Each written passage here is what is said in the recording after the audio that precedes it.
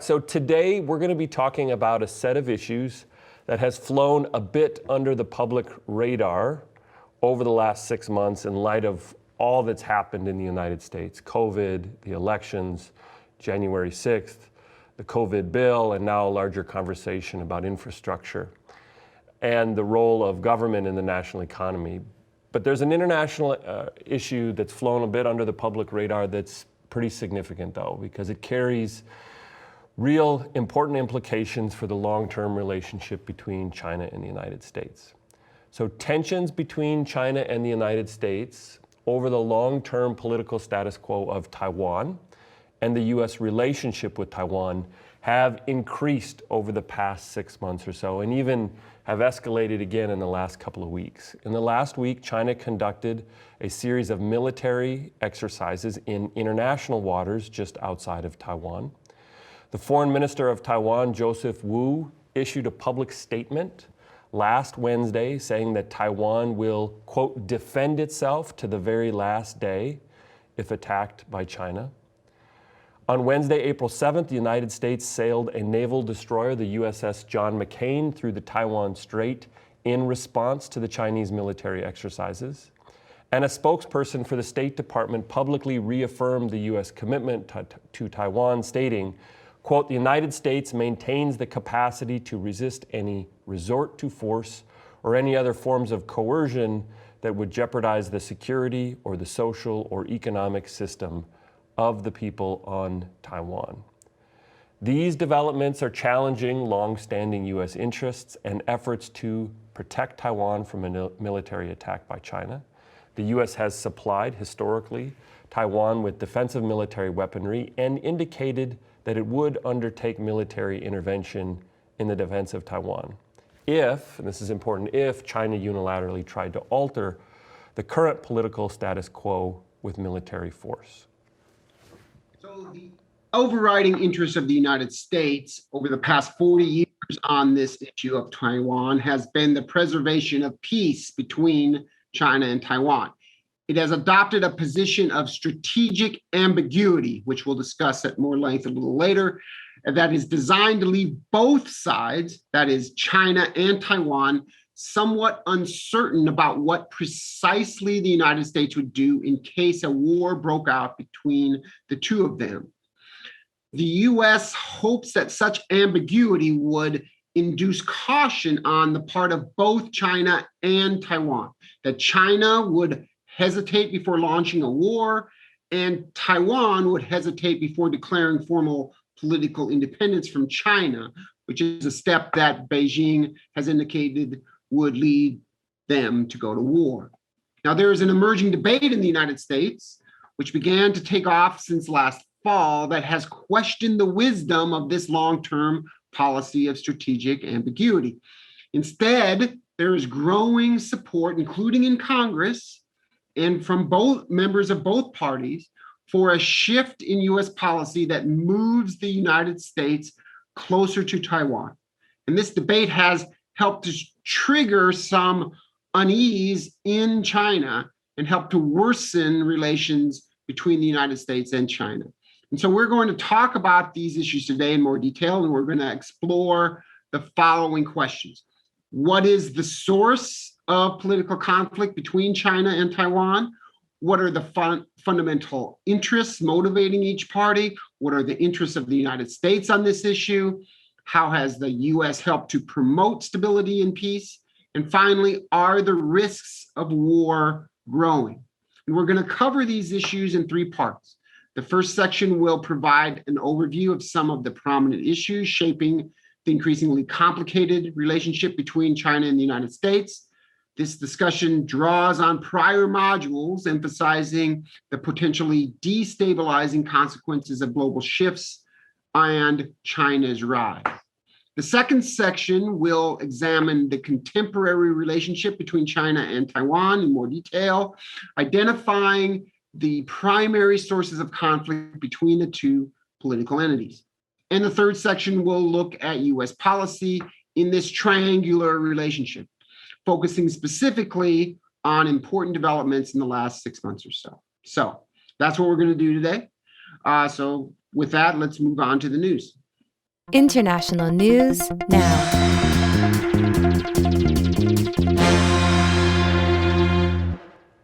Okay, we're going to start with a couple of video clips from Wired, in which Professor Michael Beckley of Tufts provides an overview of the broader relationship between China and the United States in the last 6 months or so, and then examines the escalation of their rivalry under Presidents Trump and Biden. So let's roll that clip. It's often said there's only two kinds of people in the world, those whose data has been hacked by China and those who don't know that their data has been hacked by China. That statement is actually more true than you might think.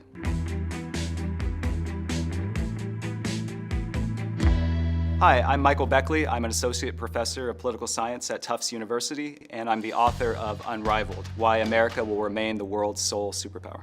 Today I'll be debunking myths about the future of international relations between the United States and China. The United States and China are destined for war.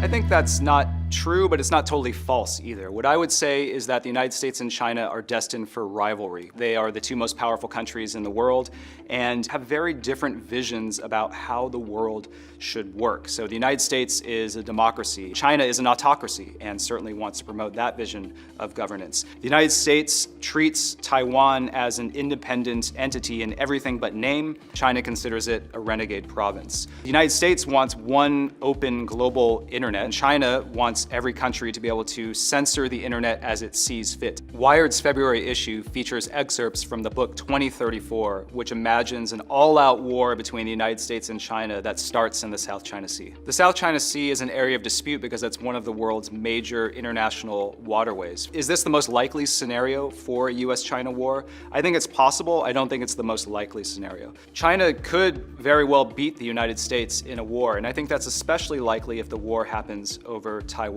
Taiwan is only 100 miles from the Chinese mainland, so China could throw its entire military at the conflict. The Chinese military could hit targets on Taiwan without ever having to leave the Chinese mainland in the first place. The US military, of course, is coming from thousands of miles away. It would have to operate mainly from two bases that are on Okinawa, Japan. Those are the only two American military bases within 500 miles of Taiwan, and China actually now has missiles that could wipe those bases out in a sort of Pearl Harbor style surprise attack. The United States would then have to fight from Guam, which is 1,800 miles away from Taiwan, and that's a huge problem because American fighter aircraft run out of gas after 500 miles. These are the kind of nightmare scenarios that keep American defense planners up at night, and frankly, for good reason.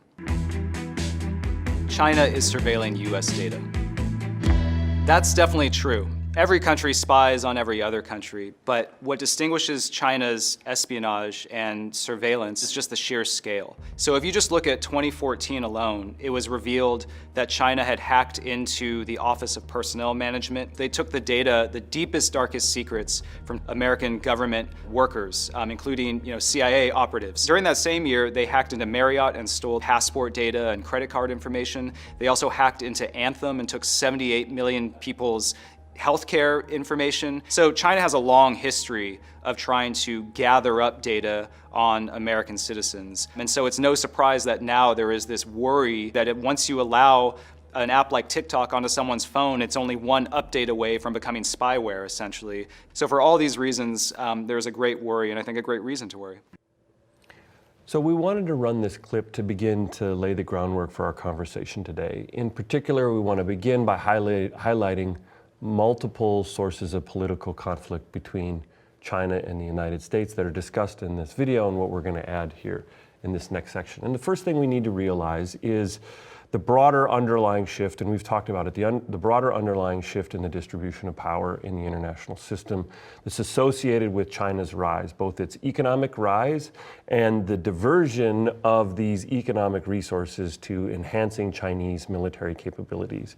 And in this sense, China is doing what all great powers and rising great powers have done. They want to translate this economic capacity into growing political and military influence. The United States did this at the turn of the 20th century and did this again in the aftermath of World War II.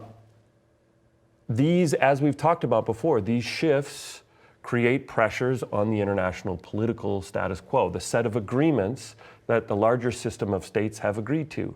China is trying to revise some of these agreements in the South China Sea and increasingly revising an agreement over the long-term political status of Taiwan, seeking unification and integration of Taiwan formally into China.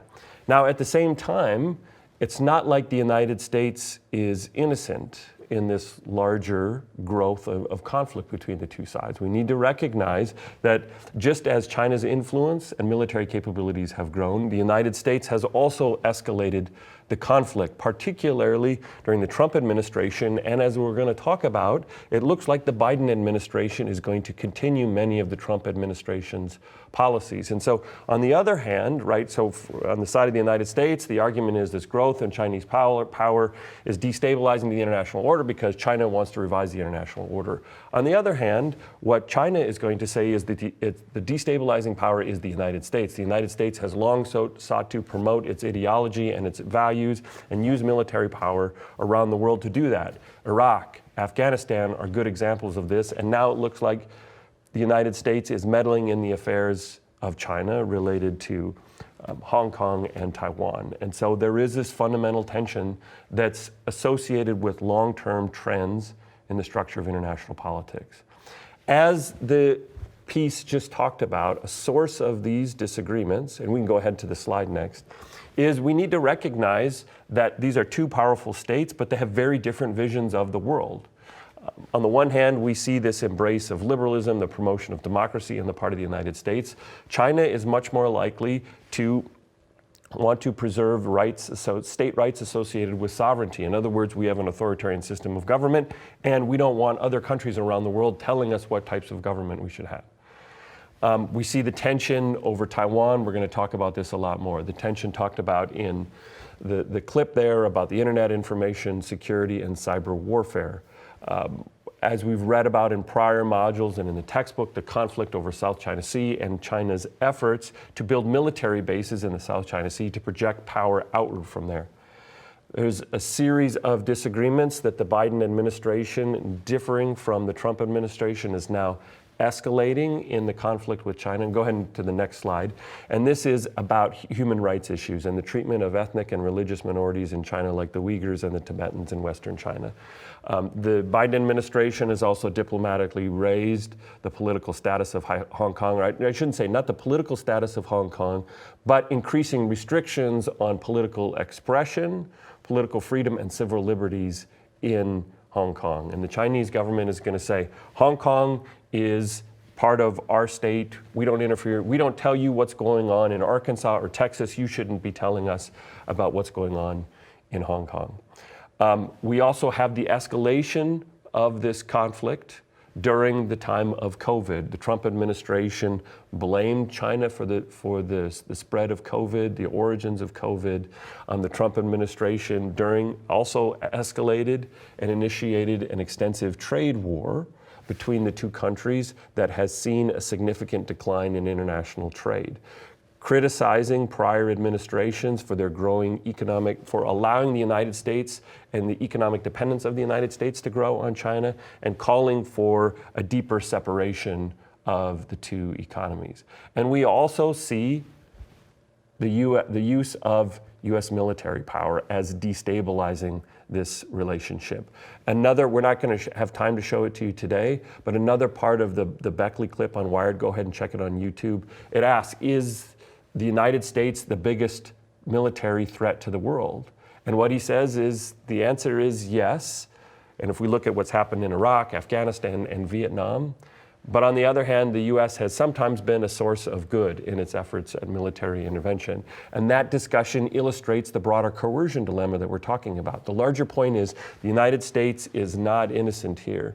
And U.S. military power, while the United States and the U.S. government suggest that this is used to advance U.S. values, which the rest of the world should hold, associated with individual liberty and freedom.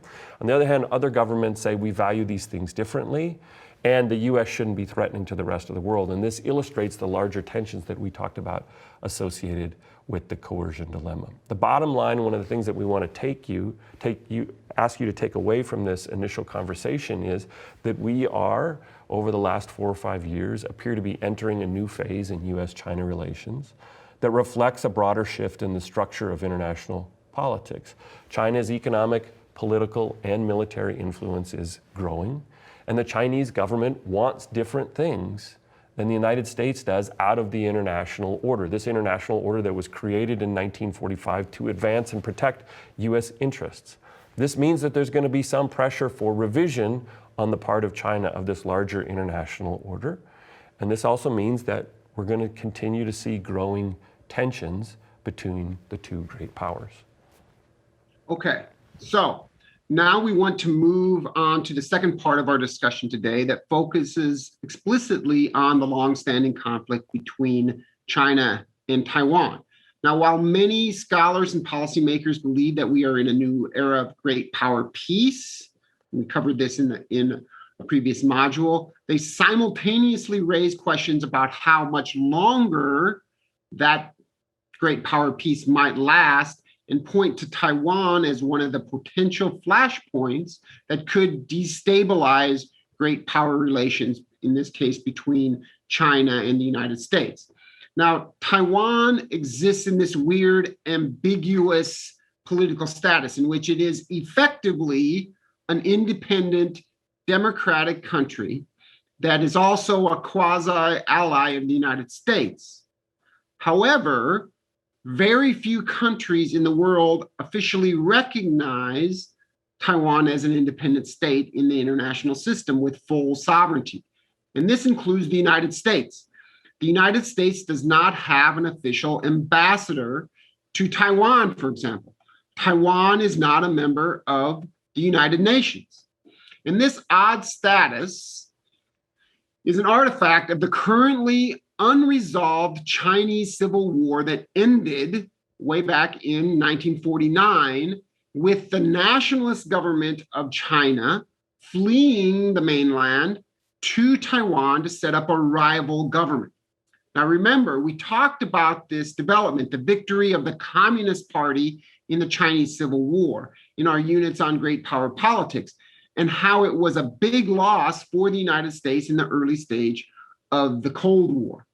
In the final stages of World War II, the United States government hoped that a nationalist government in China would win the Chinese Civil War and serve as a check on Soviet power in Asia. After 1949, the United States did not recognize the new communist regime that was in power in Beijing, and instead recognized the nationalist government that was in Taiwan as the rightful government over all of China. And given a push by the Korean War, the United States developed strong ties with the nationalist government in Taiwan during the first decades of the Cold War. Now, later, President Richard Nixon reoriented US policy toward China. He sensed an opportunity created by the emerging split between China and the Soviet Union in the 1960s, and Nixon officially recognized the communist government in China and improved relations with them in order to limit Soviet influence in Asia.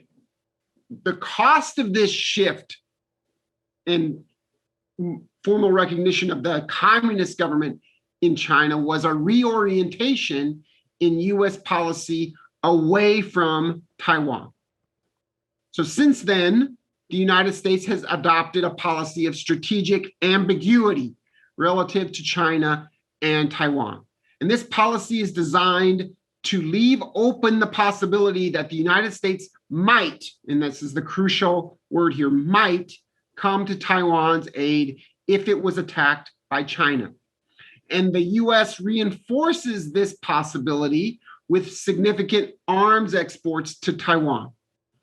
But at the same time, the United States does not want Taiwan to believe that it would come to its aid with 100% certainty if a conflict broke out. And the US worries that if it would give this ironclad commitment, that Such a commitment might encourage the government of Taiwan to destabilize the uneasy but peaceful equilibrium that currently exists by declaring political independence from China, expecting the United States to back them up. The government in China sees its relationship with Taiwan completely differently. It classified Taiwan as a renegade, breakaway province that should be reintegrated into mainland China. And it pressures other states, including the United States, not to recognize Taiwan as an independent country. And President Xi of China has publicly declared that the unification of the two, China and Taiwan, will eventually occur. The Chinese government has also repeatedly reaffirmed its intention to launch a war against Taiwan, to conquer it, to invade it, if the government of Taiwan unilaterally declares independence. So more broadly, the primary source of political conflict is the ultimate status of Taiwan. Is it a part of China? And if so, how much political independence should it have? The overriding interest of the United States on this issue is the preservation of peace. It wants both sides to refrain from unilaterally altering the status quo. And it tries not to take a position on Taiwan's ultimate political status and what it should be. And so to fulfill these goals, the United States pivots back and forth between the two sides if it believes that either side is unilaterally trying to change the status quo. Over the past 20 years, one frequent source of instability in this fragile status quo has been Taiwanese elections. Politicians in Taiwan have openly promoted formal declarations of political independence as a way to secure political support through elections, to get votes. These campaigns, though, have aroused concerns in Beijing that if elected, these very same politicians will actually follow through on that promise, knowing that the Chinese government has publicly committed to use military force against Taiwan if it declares independence. So Beijing is worried that independence-supporting politicians believe that the United States could not abandon a democratic Taiwan.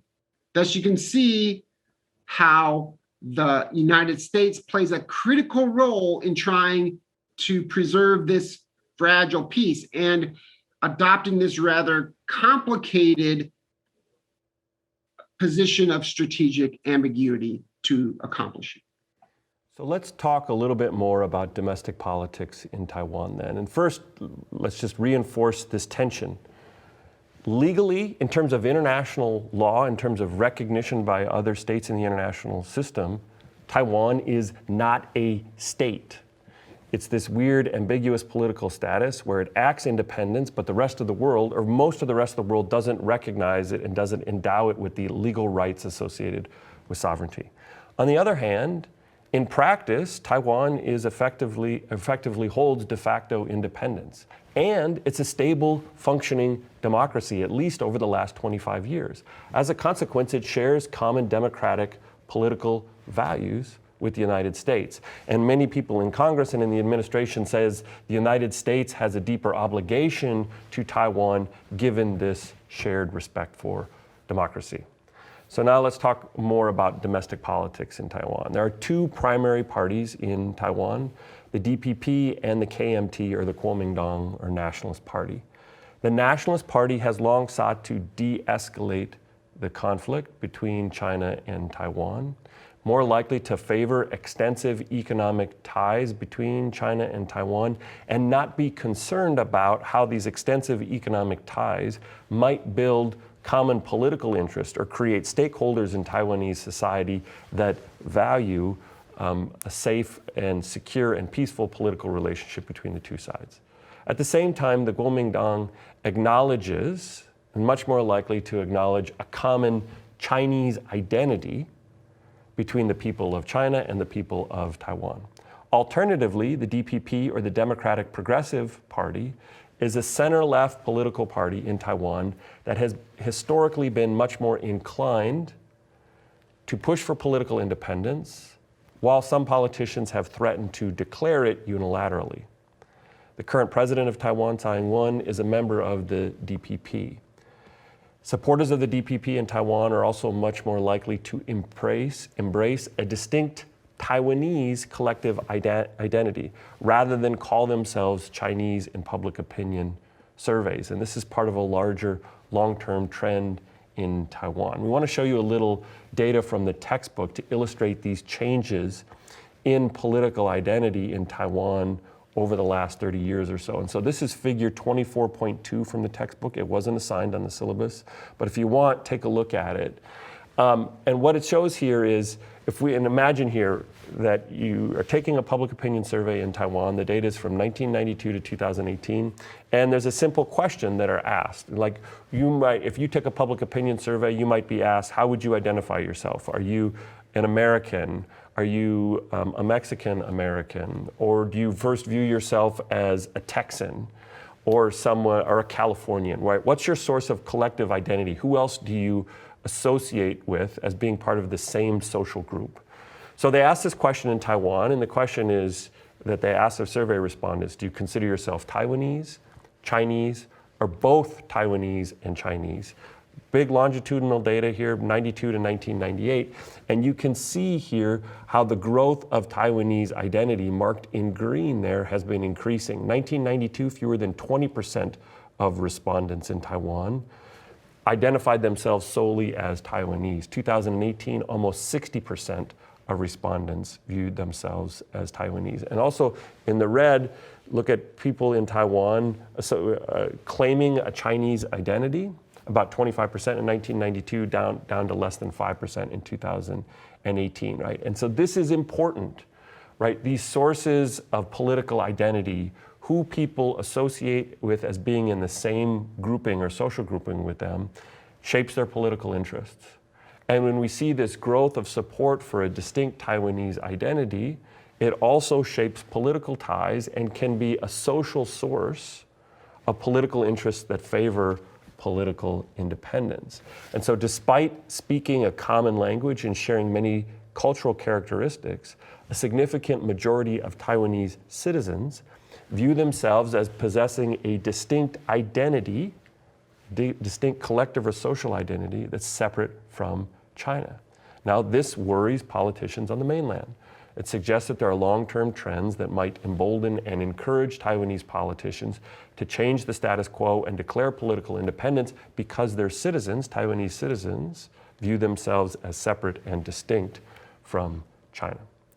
So, okay, given this background, we're now going to turn to a recent video put together by the Financial Times that describes some of the increasing or growing sources of tension between China and Taiwan in the last 6 months or so, and helps us to examine what role the United States plays in this conflict. So let's go ahead and run that clip. Annexing Taiwan is the #1 task for the People's Liberation Army. The US position on Taiwan seems to me to be ambiguous in a way that's helped keep the peace for decades. Taiwan's military is no match for China's. China says it will fight rather than allow Taiwan to become independent. China is rising to superpower status, and as it does so, it's showing more and more attention towards reclaiming territory that it has long regarded as its own. This can be seen in the South China Sea, the East China Sea, and along its Himalayan border with India. The tensions in all these areas are increasing the focus on Taiwan, a self-governing island of 22 million people that Beijing regards as its sacred territory. China says it will fight rather than allow Taiwan to become independent. Recently, it's increased its military exercises near Taiwan, and unusually, some official Chinese newspapers have been mentioning Taiwan in the context of the Korean War, which China says it was drawn into against its will in the 1950s. Worryingly, some commentators appear to prepare a similar argument about the present situation. We're seeing disinformation being spread about alleged provocative moves by the US and Taiwan, which hawkish Chinese commentators then seize upon to call for military action against Taiwan. China's armed forces and government have also started describing military drills close to Taiwan as necessary to protect national sovereignty. They allege that the US is upending stability and that Beijing has no choice but to defend its interests. So, Catherine, what's the feeling at the moment in Taiwan about the recent maneuvers by China's People's Liberation Army in the waters around Taiwan? Taiwan really has been rattled this time around. Of course, summer, and especially July and August, is the traditional season for military exercises also around here. And Chinese military capabilities have been growing rapidly, so of course the armed forces would want to master this new equipment and train on it. Also, annexing Taiwan is the #1 task for the People's Liberation Army, and therefore it's not surprising that we are seeing operations around here. What is surprising, however, what is abnormal actually, is that China is abandoning, or appears to be abandoning, the practices that kept the peace in the Taiwan Strait for decades. And the political language out of Beijing is getting harsher and harsher. By and large, Beijing and Taipei both respected the Taiwan Strait median line. This line is an unofficial dividing line proposed by the US more than 60 years ago. In March last year, Beijing violated that line for the first time in 20 years, and since then, the PLA Air Force has crossed it at least 5 more times. Earlier this year, Chinese forces did even a nighttime exercise right on the edge of that median line for the first time. And more recently, in September, the PLA held a 2-day large-scale maneuver on Taiwan's side of the strait. This kind of activity is called gray zone operations. They don't constitute a breach of international law. They're not an act of war, but they instigate fear in Taiwan society because they remind the country that this standing threat China has had to invade if Taiwan doesn't toe the line, that this threat might actually be real.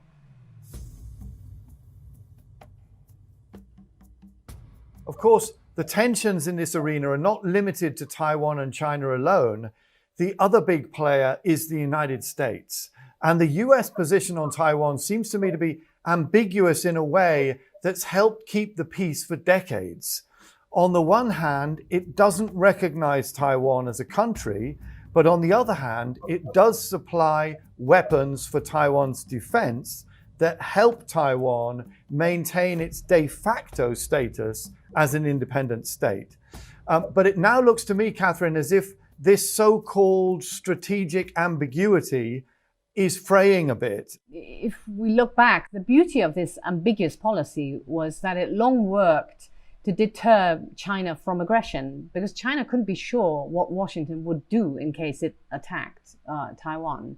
And the policy, on the other hand, worked to discourage Taiwan from political moves that could have raised tension. For example, to officially declare the independence it in fact already has.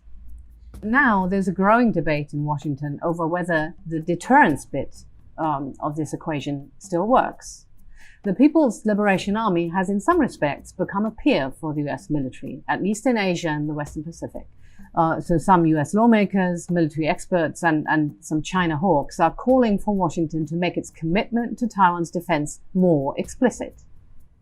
At the end of August, Washington declassified a set of documents that contain assurances to Taipei that its security support would continue.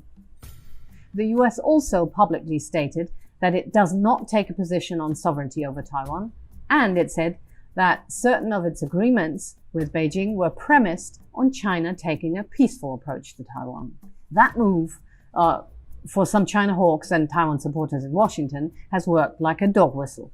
They believe that in the light of China's more aggressive stance, all bets are off, and the US could move much further. All right, so let's first highlight a couple of things from this. And First thing is highlight the increase in military maneuvers on both sides.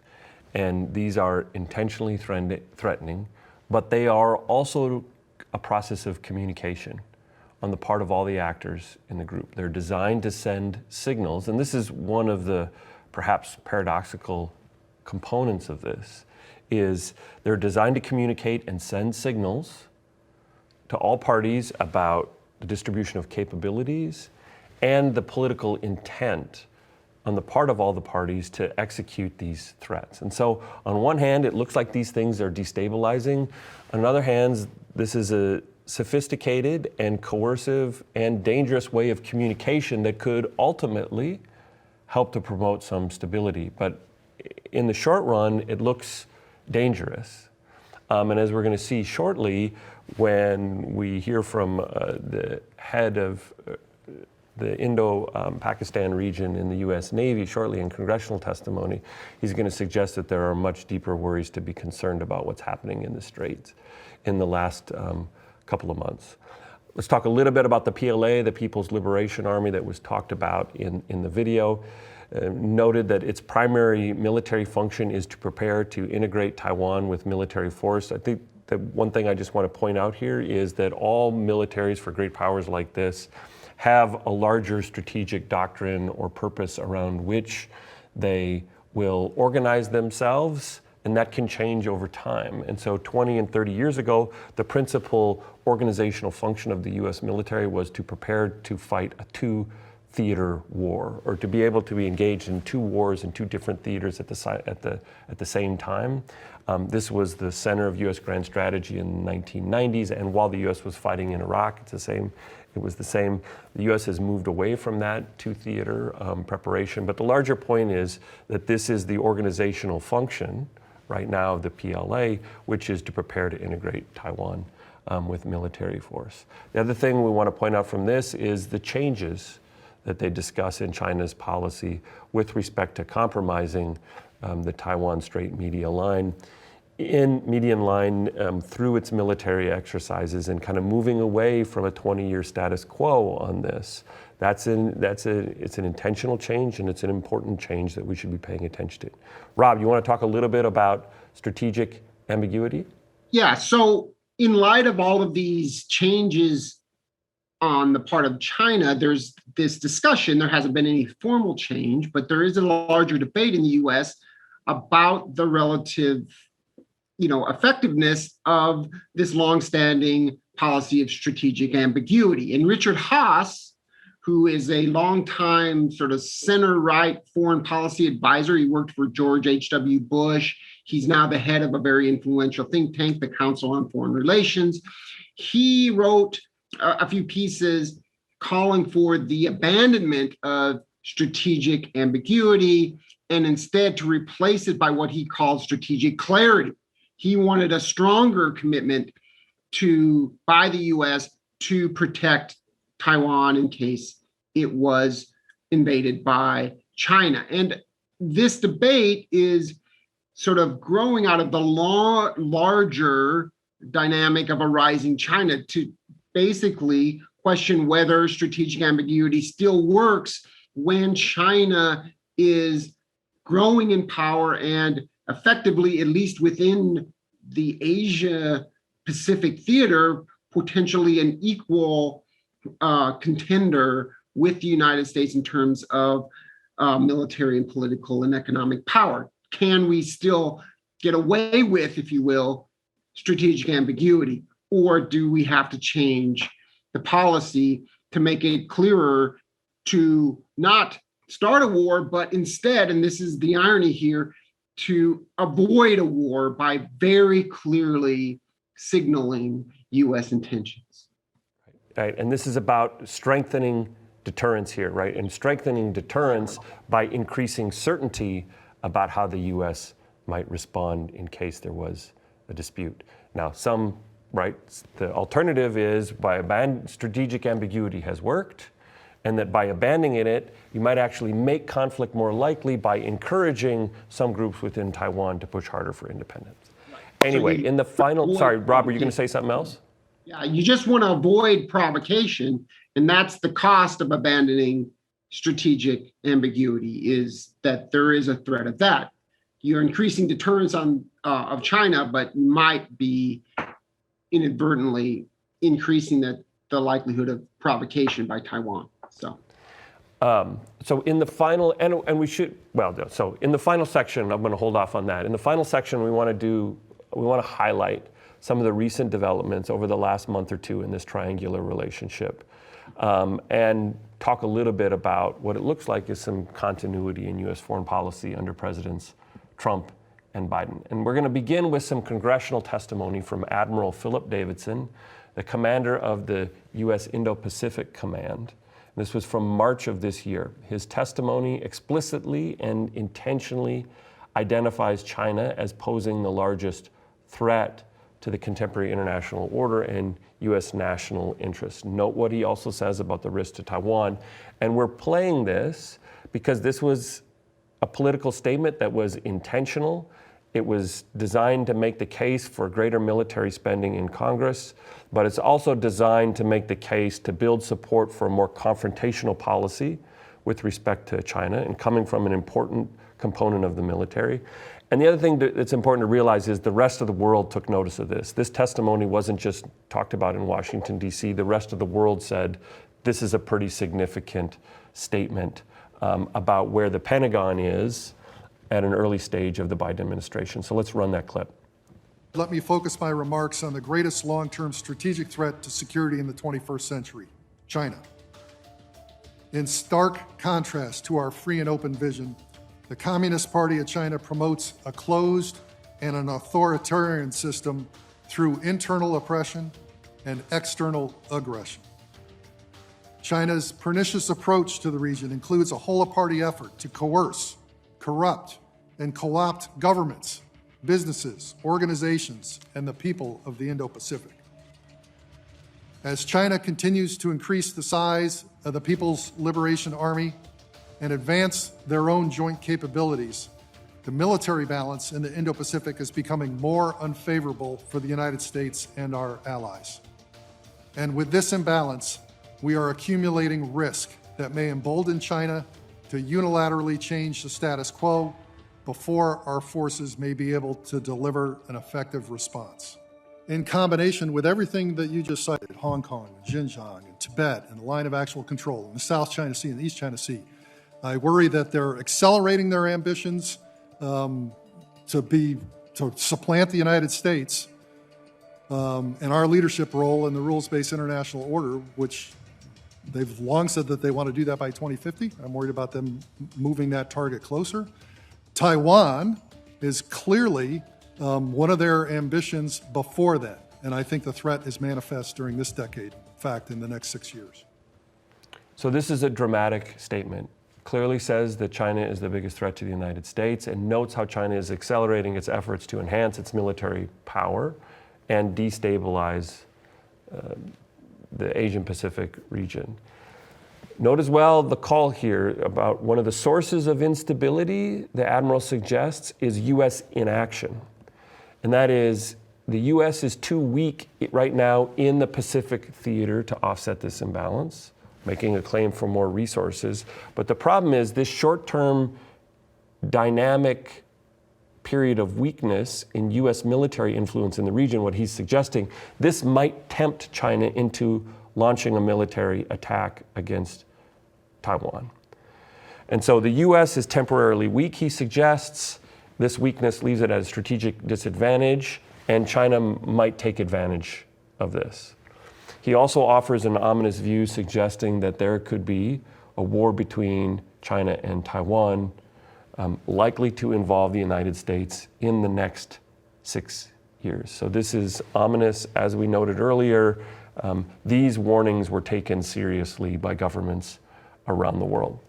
So we also need to highlight in the backdrop, this was their first, I think his testimony was on March 9th or 10th of 2021. So let's talk more about what's happened in the first week of April, highlighting this escalation of tensions among the three parties. So before we get to April, first we need to note at the end of March, the top foreign policy officials for both the United States and China met in Anchorage, Alaska for the first time since President Biden was inaugurated. These meetings did not go well. Officials from both sides brought in the media intentionally so that the media could take note of their sharp public condemnations of recent actions by both sides. The Chinese foreign minister criticized the United States for its democracy promotion efforts in light of U.S. domestic challenges to the legitimacy of the 2020 presidential election.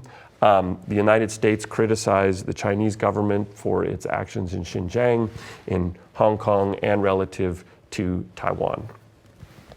So that engagement or attempt at public diplomacy to reset the relationship between the United States and China under the Biden administration didn't go so well.